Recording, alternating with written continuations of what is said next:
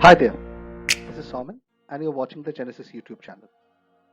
Today we'll be solving a problem in which we have a cylinder carrying a current whose current density across the cylinder is variable.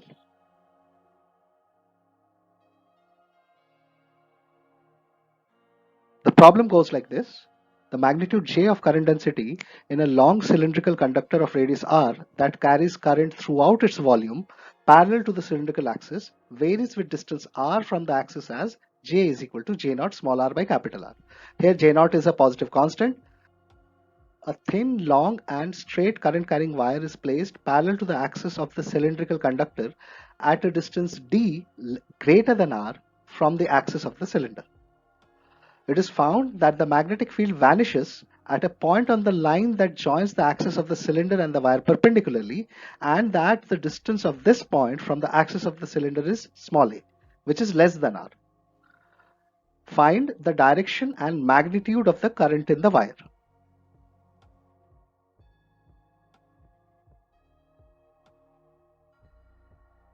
The situation is shown in this diagram.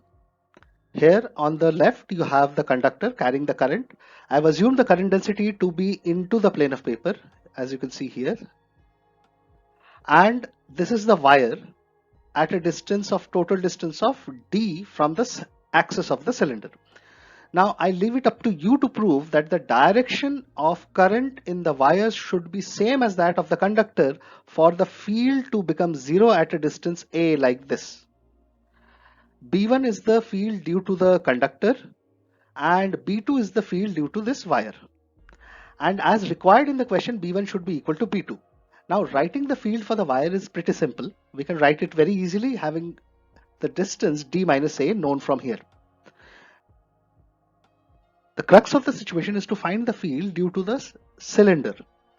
To do so, what we do is we take an Amperian loop as shown. This is the Amperian loop which is shown in green in this, and we take a direction of circulation which is clockwise like this, and we apply Ampere's law to this. Now when we apply Ampere's law, the part of Ampere's law which is the LHS, which is integral B vector dot dl vector, that simply becomes B1 into 2 pi a over this green path. Now to find the current enclosed, we use this integral. Now let me explain this integral to you. You can see that we take a thin circular strip of radius r and thickness dr, and the area of this strip is 2 pi r dr, and the current in this will be the current density into that area. Since current density is only dependent on small r, the current density in all these points in the shaded red region can be assumed to be the same, and therefore the area of that strip into the current density at that location gives us the current in that strip. Integral of that gives us the total current, and we integrate from 0 to a because we want the current that is piercing through this Amperian loop.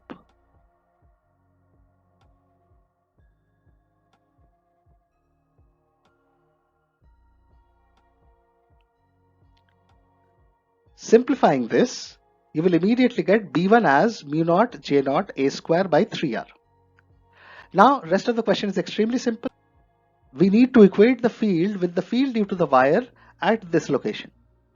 Now the field due to wire at this location is mu naught I by 2 pi distance, and the field due to the cylinder we have found, and we equate these and immediately we get the answer as 2 pi J naught a square into d minus a divided by 3r, and this current is parallel to the conductor. So this is the value of I which we needed, which is parallel to the conductor.